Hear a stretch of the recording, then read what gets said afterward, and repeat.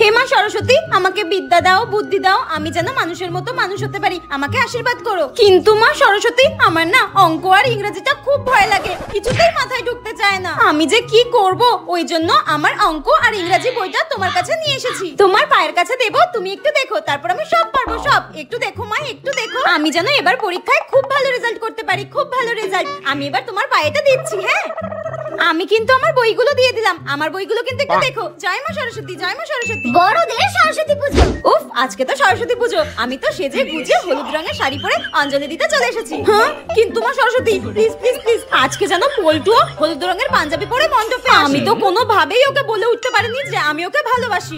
তাই প্লিজ ঠাকুর, তুমি একটু দেখো যেন আমার মনের কথা আমি আজকে ওকে বলতে পারি। প্লিজ প্লিজ, কোনো বছরই আমার শাড়ির কুচি ধরার কাউকে পাই না, মনে হয় আমাকে সিঙ্গেলই মরতে হবে।